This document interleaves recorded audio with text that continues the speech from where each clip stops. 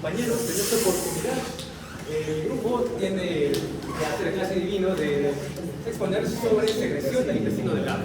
Va a ser una exposición muy bonita, muy completa y espero que les guste. Empecemos por definir lo que es la primera porción de lo que es el duodeno. Generalmente se van a describir algunas glándulas que se van a encontrar centímetros a nivel proximal de la primera porción del duodeno, justamente entre lo que es la ampolla pilórica y lo que es la porción de la ampolla de Vater. Entre estas dos estructuras se van a encontrar un acúmulo de glándulas que se van a llamar las glándulas de Brunner. Estas glándulas son importantes por la secreción de moco que va a llegar cuando ingrese el quimo para tratar de neutralizar esa acidez. Generalmente estas secretan moco a respuesta a tres estímulos generalmente parasimpáticos. El primero sería un estímulo táctil, la estimulación vagal y la estimulación con la secreción de la hormona secretina.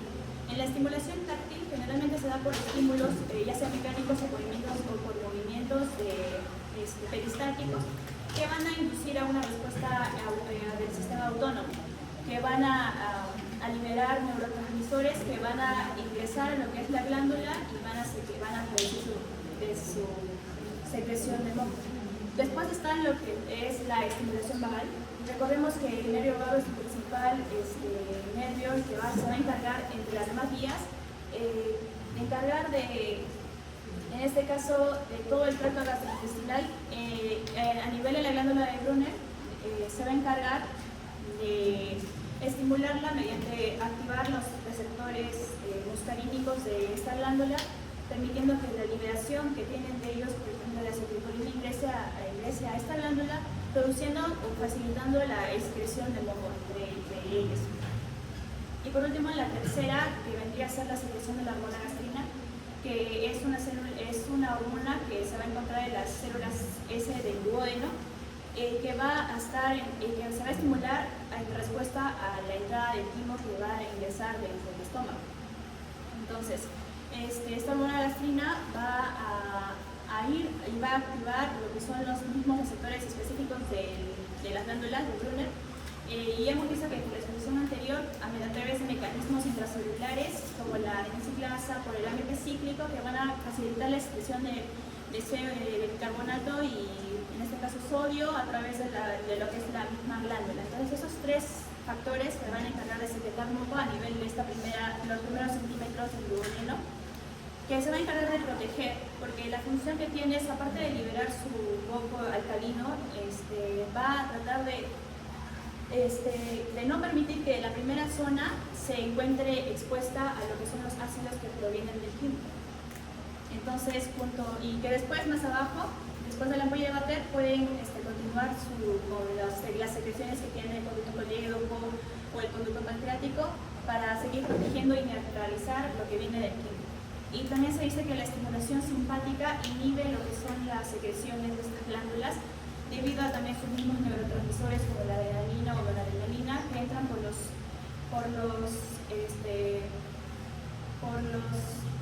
alfa-2, creo que son los receptores que entran a estas por su estimulación y lo producen que la glándula no pueda o no permita liberar la secreción de moco.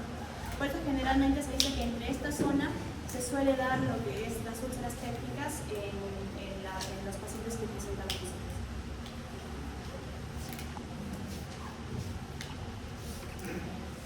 ¿Qué tiene que ver el sistema simpático con una úlcera duodenal? El sistema simpático, al producir sus neurotransmisores, ingresan por lo que son los receptores 2 alfa de lo que son las glándulas de Brunner.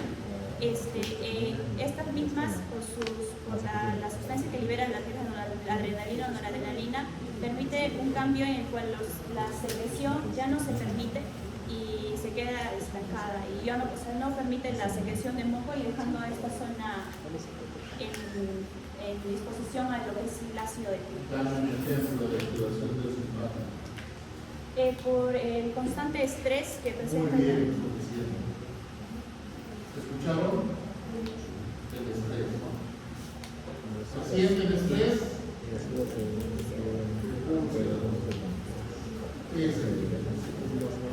Cuando tengan reuniones de su casa, le digan,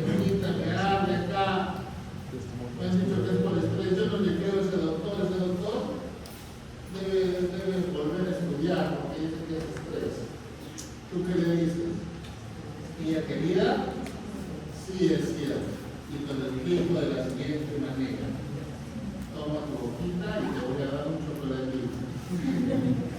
Y te explico, ¿ya? ¿A quién se parece, doctora?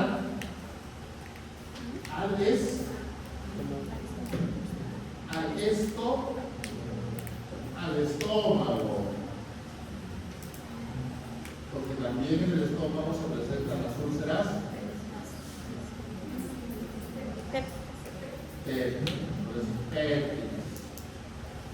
Hay un desbalance entre los protectores y los agresores. Ustedes se van a averiguar en qué parte del estómago se dan más las úlceras y en qué parte del cerebro. O sea, cara posterior, anterior, lateral, segunda porción, curvatura superior y por qué. Debe haber una razón. Todo eso cuenta, chicos. ¿Te dan cuenta que cada clínica todo eso cuenta? Tiene que ver con las tres funciones protectoras. Y lo otro que me van a averiguar también es acción de las prostaglandinas como factor protector. Eso sí o sí lo tienen que saber. Pregunta de examen. Sí.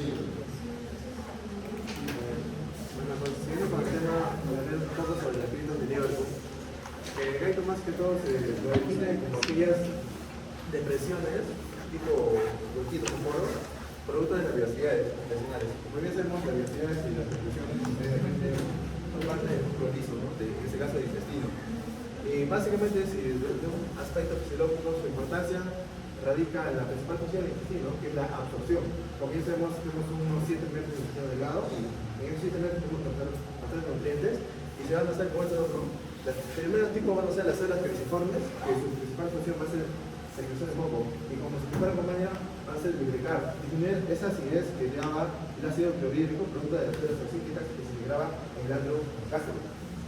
Y también sirve como protector, ¿no? Para evitar básicamente que queme. Y la segunda cantidad, el segundo tipo de células serían los enterocitos. En este caso tenemos dos tipos de enterocitos, dependiendo si van a ser de las criptas de Lieberkühn o si van a ser de las variaciones, porque cada uno de ellos va a tener una función diferente.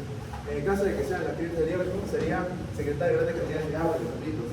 Esta agua y electrolitos, básicamente, al ser secretado, el quimo que proviene bajando de la bomba metabólica por el duodeno, van a ser secretados y arrastrados con el agua y electrolitos. Y poco a poco va a ser una absorción, o va a jalar una parte y en cada segmento del intestino lo va a absorber, ¿no? Pero ¿cómo lo va a absorber? Si este secreta electrolitos, pues obviamente el otro lo va a absorber, que sería las secreciones, la migración intestinal, como dice acá, que absorben el agua y los electrolitos, junto con los productos. Y por eso es importante, ¿no? La gran longitud que tenemos. Y la principal función sería la absorción. Repite de nuevo eso. Ya, esta parte. ¿Se vieron? No. Exposiciones para ti, Ya. para todos. Yo ahí veo una microvellosidad y veo una cripta, ¿cierto? Sí. Acá y Ya. ¿Por qué está dispuesto así? ¿Por qué una para abajo y otra para arriba? Como bien sabemos las microvellosidades, en el capítulo 53 de Gaito mencionó que había la muscular de la glucosa que ayudaba de forma distintiva a extenderse para favorecer la absorción. Ya sé que esa es una respuesta de Kinder. ¿Por qué está dispuesto así? Y lo has dicho, pero te lo has dicho tan rápido que tú mismo no lo has entendido. Más que todo como Las criptas, ¿qué hacen? Secretan y las vellosidades absorben. Al final todo se queda en casa. Así de simple. Las criptas secretan. ¿Qué secretan? Sol y agua. ¿Cierto? ¿Eso qué va a hacer con el quimo? va a jalar o a poner como forma de... ¿Qué hace? ¿Qué hace el sodio y agua?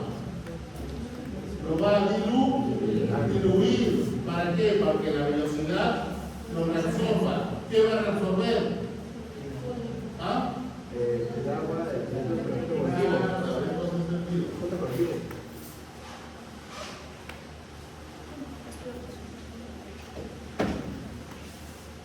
¿Cuál es la función del intestino delgado? Fuerte. ¿De qué? ¿De qué? De los micronutrientes que se han digerido ¿dónde? Arriba, pues. ¿Para qué está la lipasa? Todo lo que han estudiado. La grasa grande, chiquita, y ¿no? ¿Para qué? Para que esas partículas sean absorbidas abajo en el intestino. Ya no necesita secretores acá. ¿Entienden? Entonces, esas partículas chiquititas es como si tuvieran ustedes una galleta y la rompen en pedazos. Para que sea más rica, ¿qué hacen? Lo metes en leche, ¿no? Con la cocoa, ¿no? En lechecita. ¿Qué pasa si comes cocoa así? Pues bueno, las antiguas, ¿no? Ahora vienen con azúcar. Las antiguas, pues, horrible, ¿no? No pasa, pues. ¿Ahí? Entonces, ¿qué hace? En la crista le bota sodio y agua. ¿Para qué? Para diluirla, para hacerla más comestible, para que esa vellosidad ¿ya? Se la coma, se la absorba. Entonces, abajo le da el agüita y arriba cuando pasa ese timo con agüita es más absorbible. ¿Qué absorbe?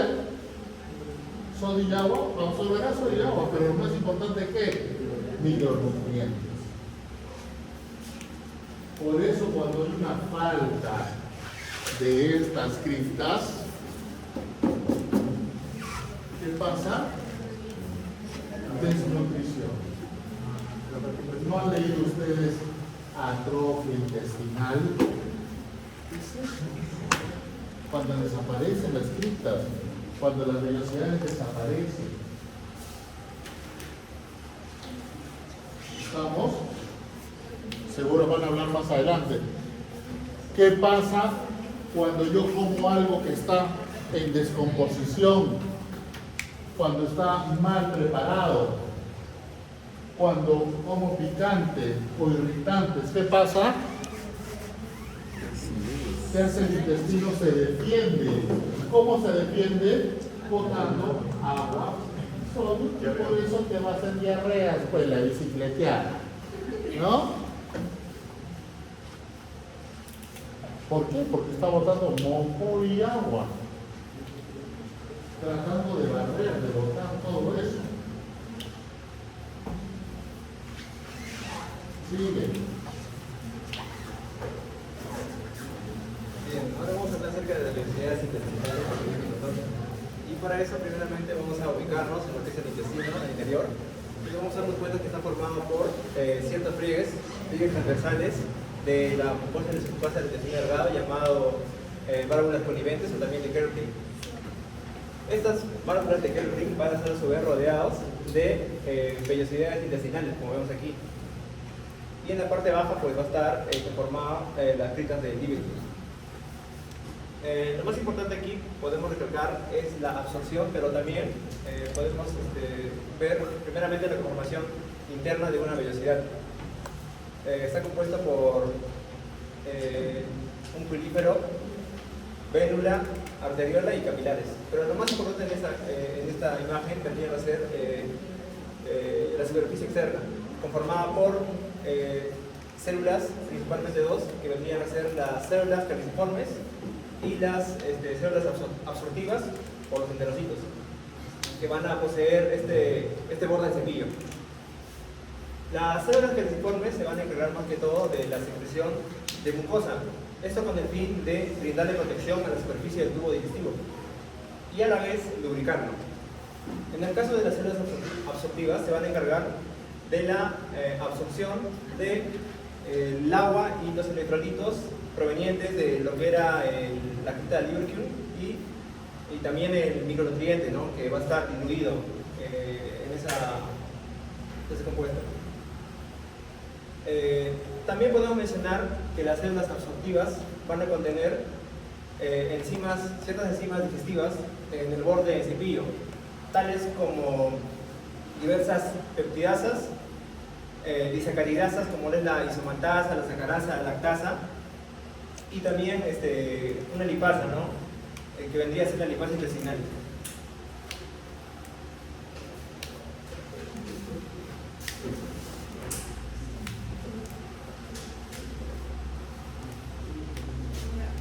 Continuando, ya mencioné básicamente las partes, ¿no? La velocidad, las criptas. Entonces, también mencionó que va a secretar, ¿no? Electrolitos y agua.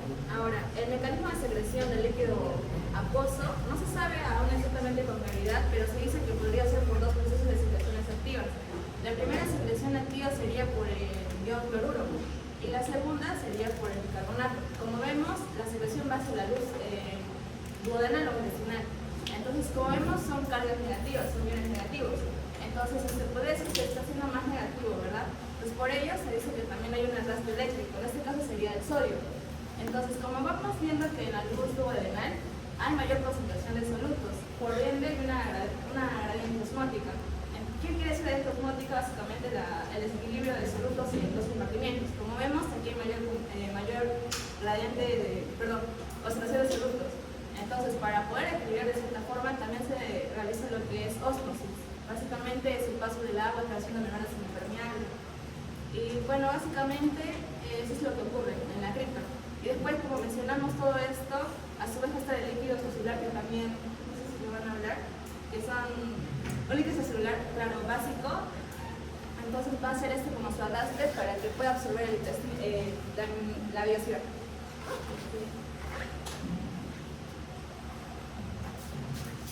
Bien, ahora vamos a hablar acerca de las enzimas digestivas que están contenidas en el intestino.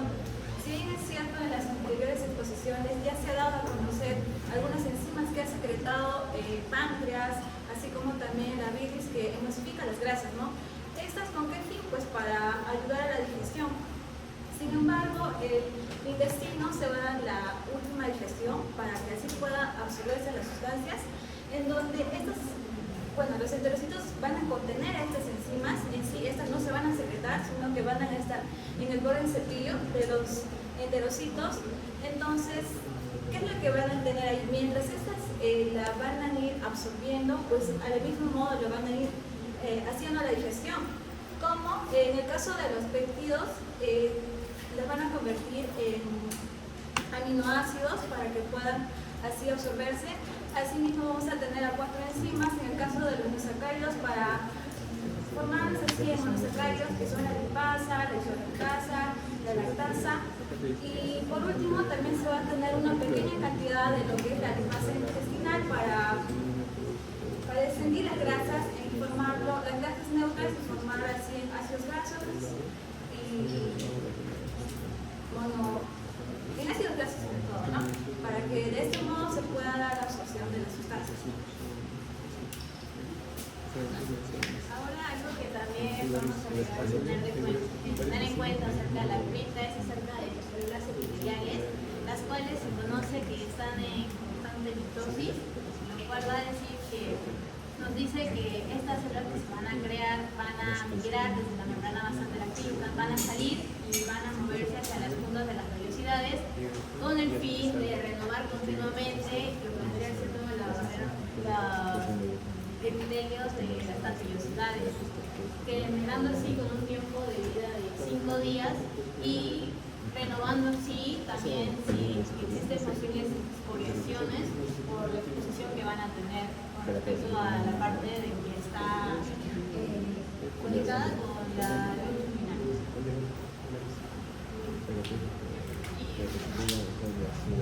Y bueno, ya para concluir con la exposición vamos a hablar sobre la regulación. ¿Quién regula todas estas secreciones intestinales? Primero que nada, ¿quién va a inhibir la secreción intestinal?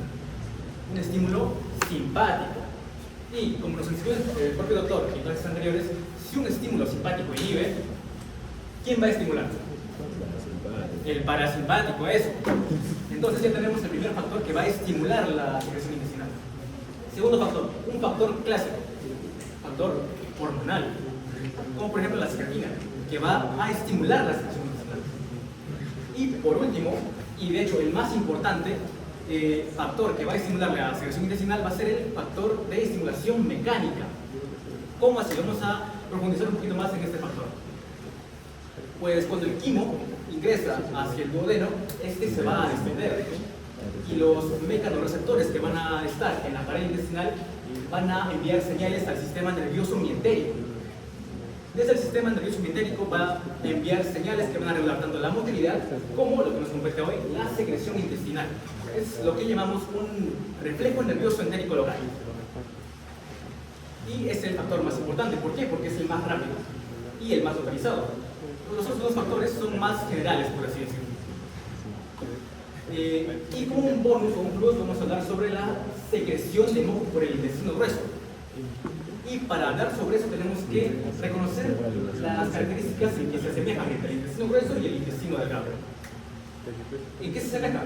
Que el intestino grueso posee criptas de Liverpool, así como lo mencioné mis compañeros anteriormente. Tanto el intestino delgado como el intestino grueso poseen criptas de Liverpool. Pero así como hay similitudes, también hay diferencias. ¿En qué? Por ejemplo, el intestino grueso no posee vellosidades. El intestino grueso no posee células hepáticas. El intestino grueso, por ejemplo, posee una escasa secreción de enzimas digestivas. ¿Y por qué son todas estas diferencias? Pues principalmente porque tanto el intestino delgado como el intestino grueso cumplen diferentes funciones. Pues. Si la función principal del intestino delgado es la absorción de micronutrientes, la función principal del intestino grueso va a ser la absorción de agua. Ahora vamos a hablar sobre... ¿Sobre qué vamos a hablar? Bien, el moco. ¿Cuál es la función del moco en el intestino grueso? Pues tiene varias funciones, de hecho, pero las cuatro principales o las que me gustaría resaltar son, en primer lugar, que el moco funciona como una protección ante excoriaciones, pues, ¿no? Irritaciones. En segundo lugar, que el moco, que no lo mencioné antes, el moco que secreta el intestino grueso posee pequeños iones bicarbonato. Estos iones bicarbonato van a hacer que ese moco tenga un pH alcalino, específicamente un pH de 8. Gracias a esto, la pared intestinal del intestino grueso va a estar protegida ante los ácidos que poseen las materias fecales. En tercer lugar, el moco del intestino grueso va a funcionar como un medio de unión para la materia fecal. Es por eso que cuando nosotros hacemos nuestra deposición, pues sale así, durito, pues, ¿no? Y en último lugar, que el moco del intestino grueso va a funcionar como una protección ante la acción bacteriana, porque como ya sabemos, el intestino grueso está lleno de la flora intestinal, pues, ¿no? Bacterias. Y como último, también me gustaría hablar sobre qué factores estimulan la secreción, pero ahora en el intestino grueso. Son similares a los del intestino delgado. En primer lugar, la estimulación mecánica. Y en segundo lugar, la estimulación parasimpática. Pero en la estimulación parasimpática me gustaría hacer un pequeño énfasis, ya que nosotros somos seres humanos, no somos seres muy emotivos, muy emocionales. Y como tal, cuando nosotros sufrimos una emoción muy fuerte, va a haber una estimulación del sistema parasimpático. Si se estimula mucho el sistema parasimpático, también va a haber mucha estimulación de la secreción en el intestino grueso, ¿de qué? De moco. Y al secretar tanto moco, ese exceso de moco va a hacer que nosotros expulsemos moco cada 30 minutos y con muy poca materia fecal. Y esto puede ocurrir, por ejemplo, en casos como una enteritis o causada por una infección aguda del intestino grueso. Bien, eso sería todo por mi parte y por la exposición. Muchas gracias.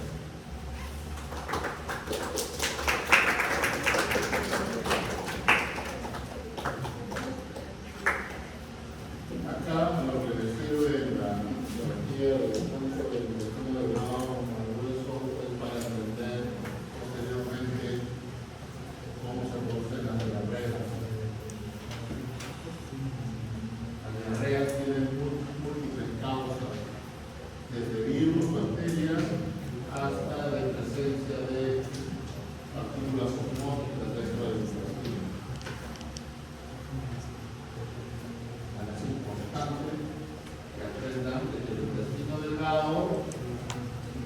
de la obtención de nutrientes y de la obtención de moho. Y el hueso se encarga de la absorción de agua.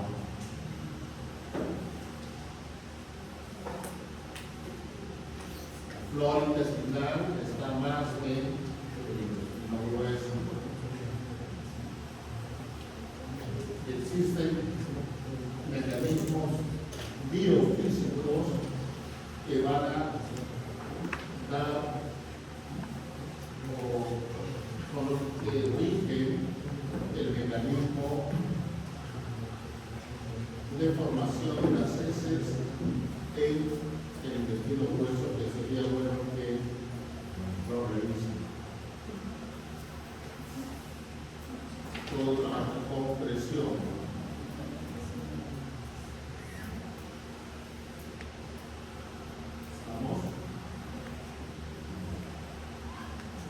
Una función en el intestino, sea delgado o grueso, una función completa, que va a ocasionar en el paciente Un aumento de la presión intraluminar del intestino, provocando una distensión de este y dolor en la zona. Aparte de eso, fisiológicamente,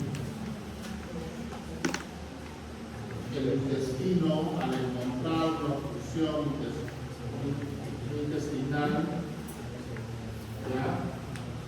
la parte que está por encima de la obstrucción va a tratar de defenderse y romper la obstrucción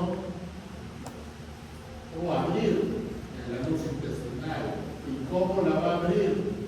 Activando el sistema simpático, lo que va a aumentar ¿qué cosa? La motilidad y la secreción. ¿Cierto? ¿Verdad o falso? Falso. Ya están durmiendo casi todos. El parasimpático va a activarse en una función intestinal aumentando la movilidad. Acuérdense de la primera clase. El simpático inhibe y el parasimpático activa. Entonces, ese parasimpático va a activar y va a ocasionar que se produzca ¿qué? Más motilidad y más secreción. Y si secreta, ¿qué va a secretarse? Agua y sodio. Al irse sodio, mayor ósmosis. ¿Qué va a pasar con esa parte por encima de la obstrucción? Se va a llenar de líquido. Por lo tanto, va a formar un tercer espacio. Por eso el paciente va a estar deshidratado.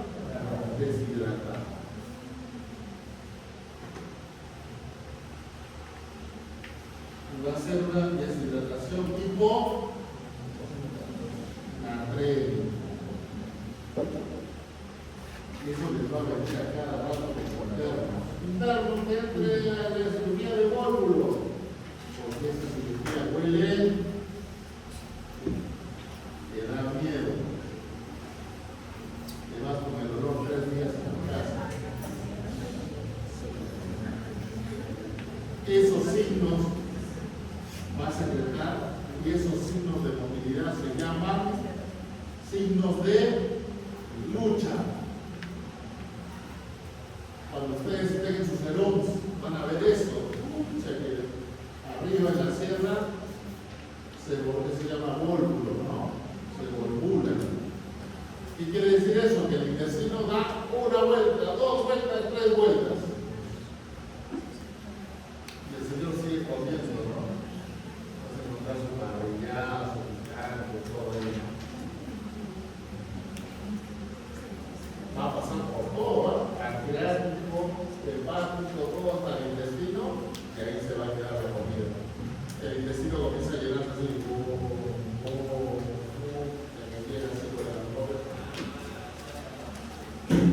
paciente deshidratado,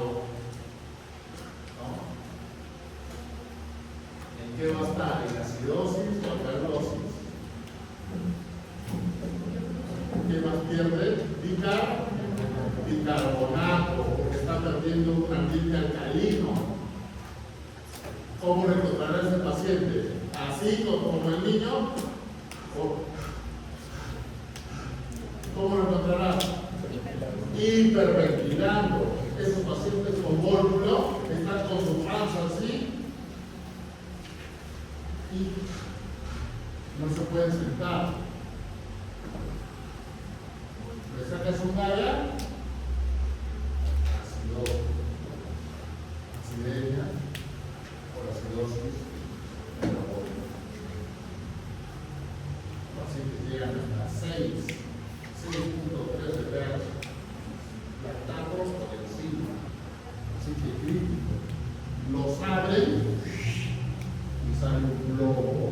Acá está el nudo y el globo, el intestino se ve así como cuando tienes una hoja de esa cebolla, igual con esta cebolla, igualito se ven las venitas, todo así el intestino. Lo mueves, parece un globo, está lleno de líquido. Hay que desvolverlo si es que entra rápido. Si es que no, ¿qué pasa? El intestino se mueve. Hay que hacer la recepción intestinal. Como el famoso, no se va a la instrucción. Entonces,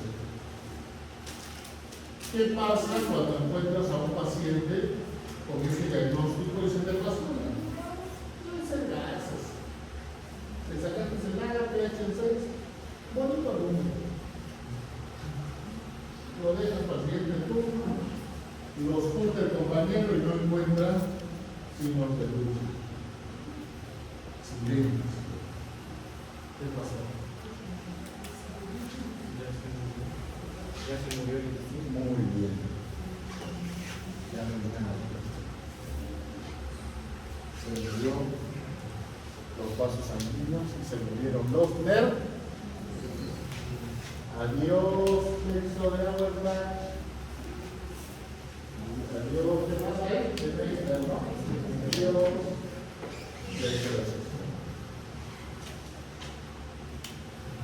¿Se acuerdan?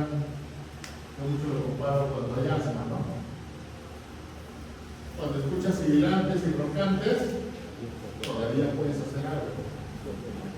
Si a ese paciente no lo tratas y ya no le escuchas nada, ¿qué pasó? Se obstruyó completamente. Se cerró todo y ya no suena nada. No es que haya mejorado. ¿Se acuerdan que les dije una vez? No es que haya mejorado, pues ya no suena nada. Alta. Ese paciente está yendo al declive.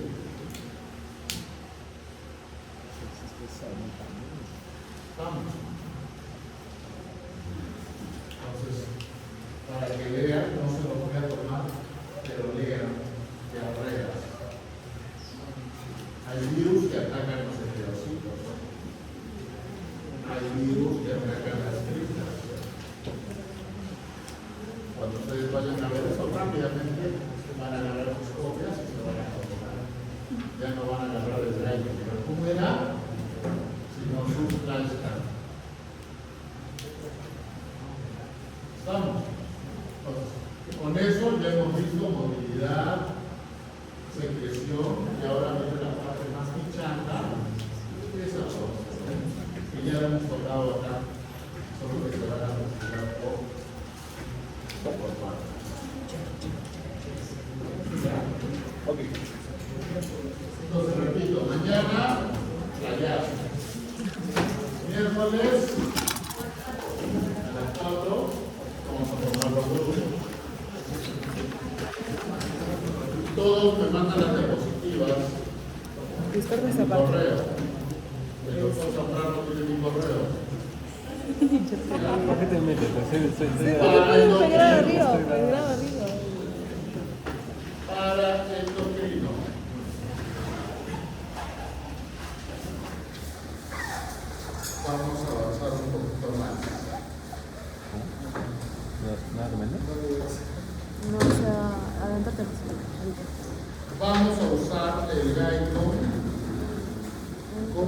clase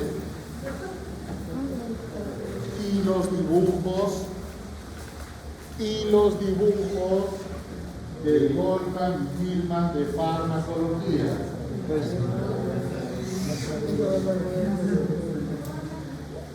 Goldman y Gilman.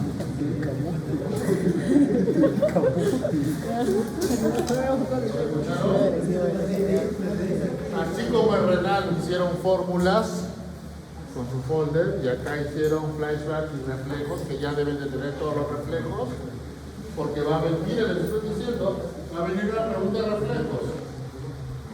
Va a venir una pregunta de las autoevaluaciones. Ya tienen 2 puntos ahí para sacar 0,4.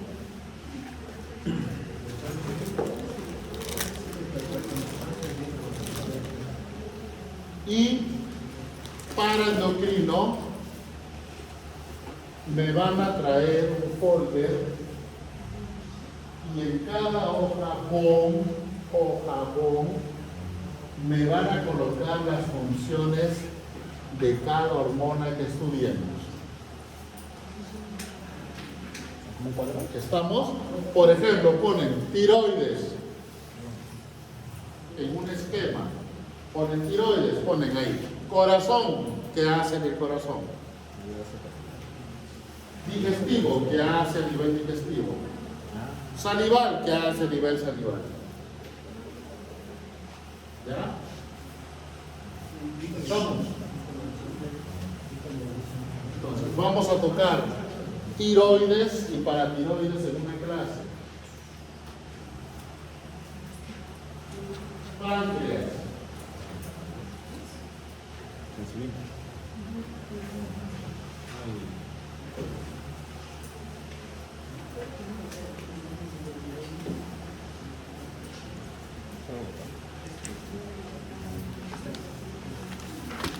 ¿Ya?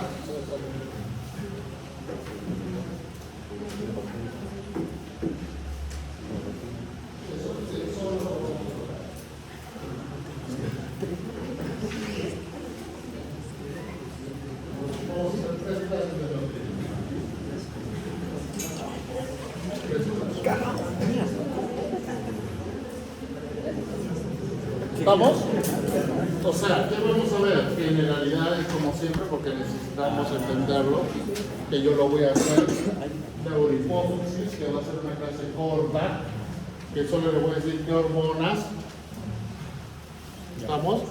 Que también es como una generalidad. Hablar de hipófisis es hablar de generalidades. ¿Ya? Porque ustedes eso lo van a ver en semiología. Pero quiero que sepan cómo se forma. Y vamos a hablar de tiroides y de páncreas. No vamos a hablar de endocrino. ¿Qué vamos a hablar? Endocrino. ¿Ya? Obviamente que tiroides tiene sus paratiroides, ¿no?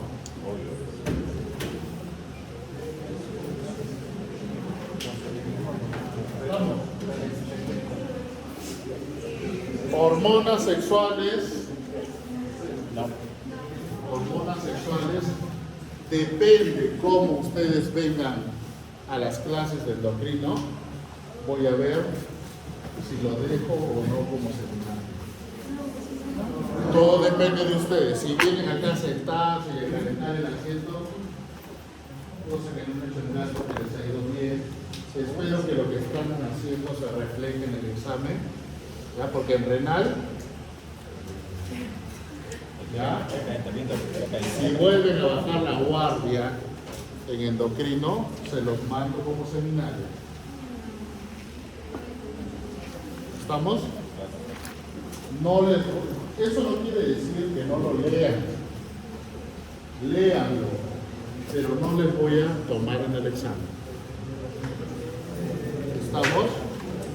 Aunque deberían saber, ¿no? Las chicas deberían sacar 20 el ciclo menstrual. Confirmo.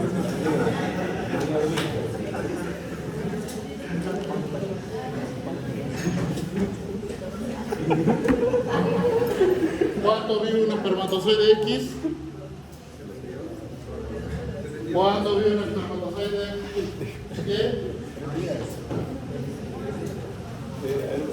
2 días, ¿no? Creo que les voy a... 2 días. No te voy a tomar, pero lean. Porque tiene con banana. Eso tiene que ver con el ciclo menstrual. ¿Qué nos parece sin pares? ¿Ya? Entonces, repito, mañana playazo. Miércoles a las 4 vamos a juntarnos todos y a resolver con los 2 papelotes, grupos. ¿Ah? Una mesa redonda va a ser. ¿Ya? Dedicación, Sí. Y de ahí comenzamos con el endocrino.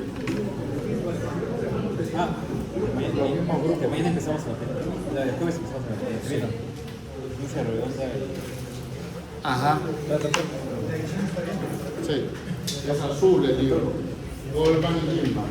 Doctor, tengo que aprenderme tiempo de vida media. ¿Están llevando fármaco? Entonces, el Goldman y Gilman es bonito, ¿por qué?